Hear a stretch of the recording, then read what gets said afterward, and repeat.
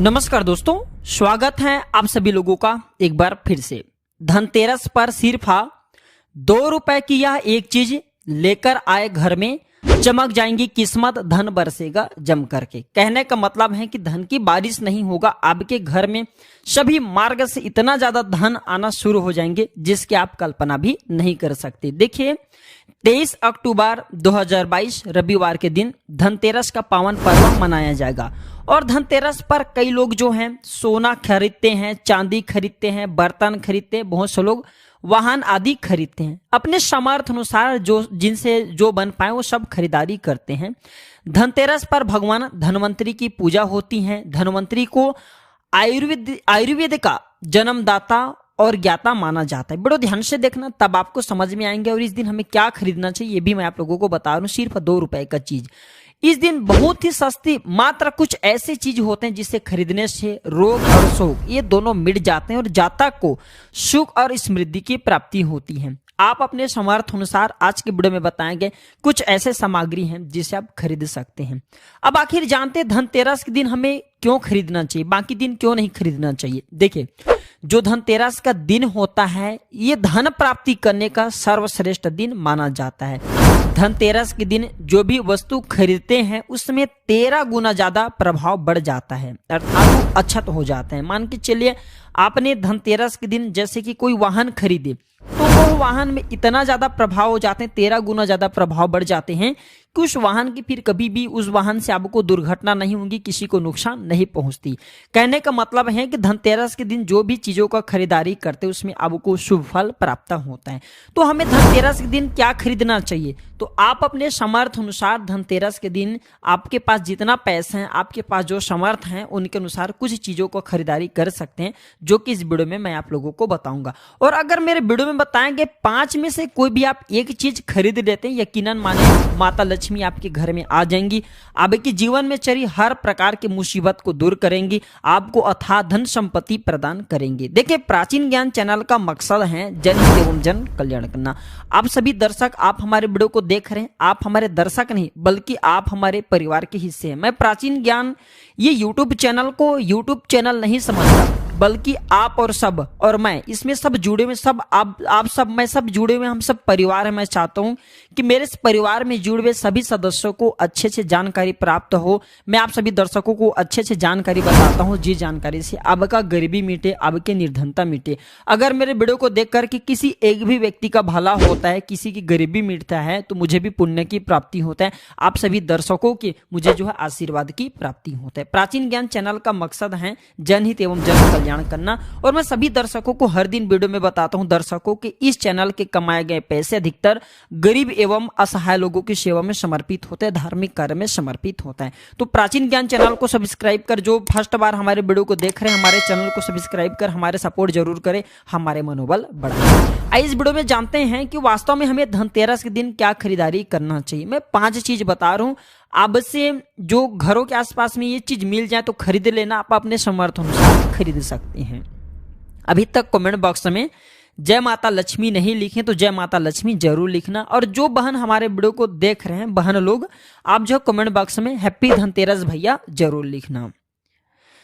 तो सर्वप्रथम जो है कमल का बीज, ध्यान से सुनना। कमल के फल को जो है निकालने के बाद इसे कमल का बीज निकलता है, जिसे हम कमल गटके बोलते हैं, कमल गट्टा भी बोलते हैं। तो इसके अंदर से जो बीज निकलता है उनकी माला बनती है, जिसमें माता लक्ष्मी को सिद्ध करने के लिए इनके माला की जप होती है। तो देखिए जो कमल के गटके होती हैं इसे माता लक्ष्मी को बहुत पसंद है, कमल के जो बीज होता है माता लक्ष्मी को बहुत पसंद है।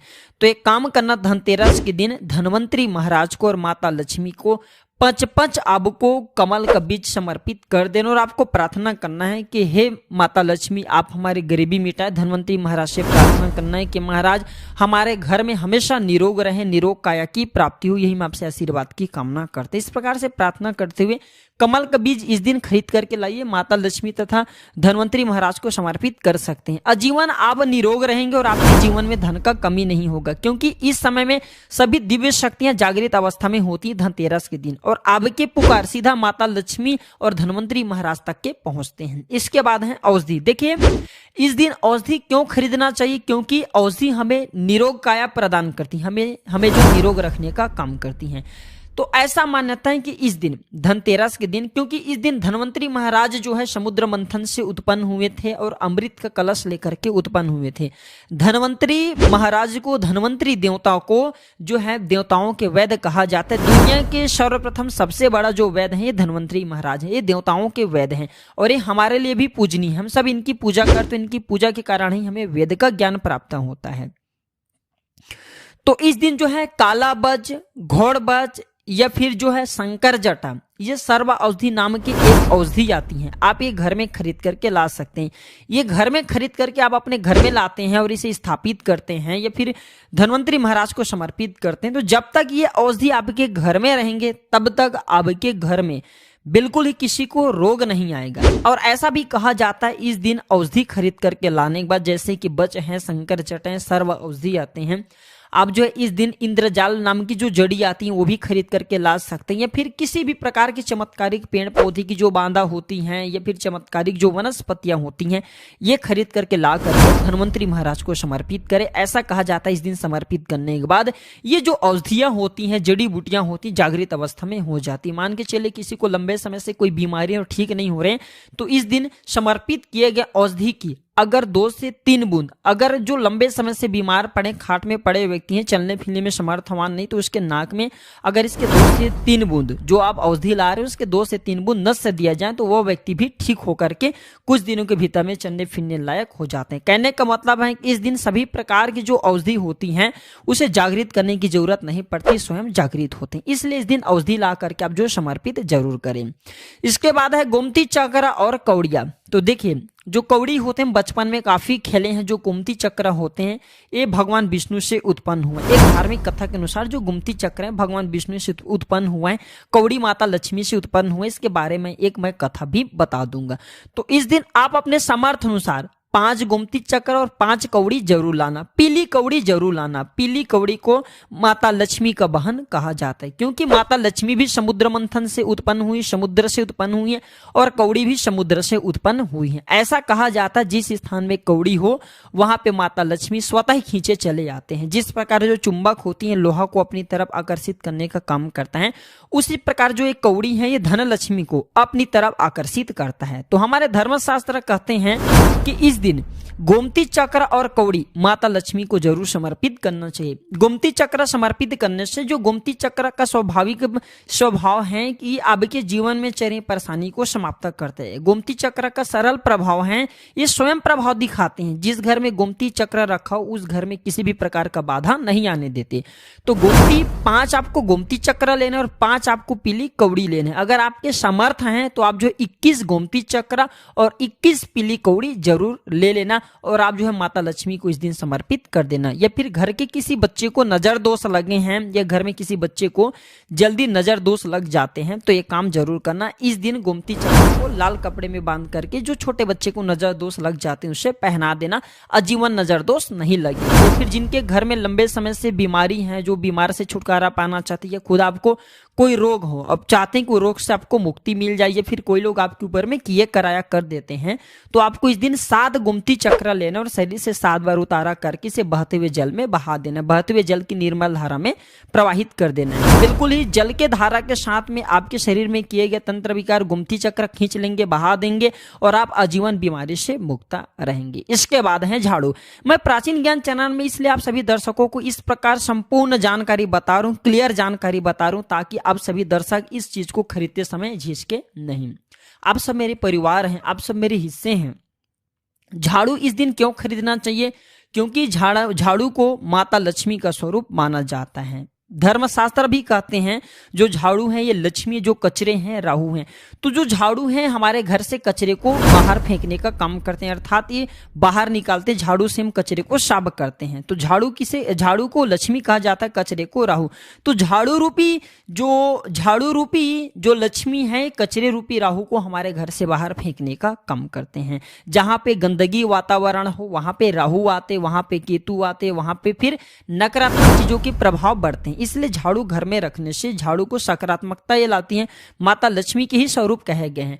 तो आपको धनतेरस के दिन 2 जोड़ा झाड़ू जरूर लाना चाहिए। आपको जोड़े के स्वरूप में झाड़ू लाना चाहिए और इसे ला करके जैसे देवी माता लक्ष्मी की आप पूजा करते हैं उसी प्रकार झाड़ू की भी पूजा करना है और इसे आपको प्रार्थना करना है कि हे माता लक्ष्मी, आपके कृपा से हमारे घर में पूरे साल पूरे वर्ष भर अन्न धन की कमी ना हो। इस प्रकार से प्रार्थना करना है। झाड़ू को माता लक्ष्मी का स्वरूप आपको मानना है। झाड़ू माता लक्ष्मी के ही स्वरूप कहे गए हैं। इसके बाद है धनिया। मैं पिछले वाले वीडियो में भी बताया था, धनिया का जो संबंध होता है सीधा धन के देवी माता लक्ष्मी से होता है। देखिए, आज भी ग्रामीण क्षेत्र में धनतेरस के दिन धनिया बोए जाते हैं। ऐसा माना जाता है धनतेरस के दिन कोई व्यक्ति घर में धनिया खरीद करके लाएं और इसे बोते हैं तो ऐसे व्यक्ति के जीवन में जैसे जैसे धनिया आकार में बनना शुरू होते हैं वैसे वैसे ऐसे व्यक्ति की जीवन में चरी परेशानी है, चाहे धन संबंधी परेशानी हो चाहे किसी भी प्रकार का परेशानी, वो परेशानी दूर होता है। जैसे जैसे धनिया का आकार बढ़ता है वैसे वैसे व्यक्ति की अध्यात्म उन्नति होता है। तो कैसा करना होता है प्रयोग? तो आपको मार्केट से 1 मुट्ठी धनिया खरीद करके लाना है। आप चाहते तो 1 किलो भी खरीद करके ला सकते हैं, लेकिन उपाय बता रहा हूं उसमें आपको 1 मुट्ठी धनिया चाहिए। 1 मुट्ठी धनिया को लाल कलर के वस्त्र में आपको डाल देना और इसे माता लक्ष्मी के श्री चरणों में समर्पित कर देना और आपको प्रार्थना करने की माता इस धनिया से हमारा दुर्भाग्य दूर हो। इस प्रकार से प्रार्थना करते हुए कुछ धनिया आपको अपने घर के मसाले में डाल देना है पीस करके और कुछ धनिया को आपको जो है जमीन में बो देना है। जैसे जैसे धनिया उगना शुरू होंगे वैसे वैसे आपकी प्रगति होना शुरू हो जाते हैं। फिर ये लगाए हुए धनिया को, जो कच्चे धनिया होता है, आपको इसे आप जो सब्जी के रूप में आप इसका प्रयोग कर सकते हैं। आप इसे खाना चटनी में भी बना करके आप इसे खा सकते हैं। जैसे जैसे आप इसे खाना शुरू करेंगे जैसे जैसे बढ़ेंगे आपके जीवन में अध्यात्म उन्नति होना शुरू हो जाते हैं। देखिए, हम 5 उपाय बताएं, सबसे सरल उपाय बताए हैं जिस उपाय से आपका भला होगा, आपका कल्याण होगा। तो आप अपने सामर्थ्य अनुसार 5 में से कोई भी एक वस्तु अपने घर में जरूर खरीद करके लाइए, आपके अध्यात्म उन्नति होगा। यह वीडियो कैसा लगा हमें कमेंट सेक्शन में जरूर बताना और माता लक्ष्मी की कसम है, अगर अभी तक वीडियो को लाइक नहीं की तो वीडियो को लाइक कर चैनल को सब्सक्राइब जरूर करना। कमेंट बॉक्स में जय माता लक्ष्मी जरूर लिखना। हमें भी हर्ष होता है, हमें भी उल्लास होता है। आप सभी दर्शकों को इस प्रकार अच्छे अच्छे जानकारी बताते हैं तो हमें भी पुण्य की प्राप्ति होता है। और इस वीडियो को अपने तक सीमित मत रखना। आप जो इस वीडियो को जैसे आप सभी को भी जानकारी प्राप्त हो सकता है आप इस वीडियो को आगे शेयर करें तो उन्हें भी यह जानकारी प्राप्त होगा। आप जो किसी को वीडियो आगे शेयर करेंगे तो यह जानकारी किसी की जिंदगी को बर्बाद होने से बचा सकता है, किसी के लिए अमृत जैसा हो सकता है। तो जनहित एवं जन कल्याण के लिए वीडियो को आगे जरूर शेयर करिएगा। आज की जानकारी पर समाप्त करता हूं दर्शकों। वीडियो देखने के लिए धन्यवाद। नमस्कार। जय श्री राम, जय मां लक्ष्मी।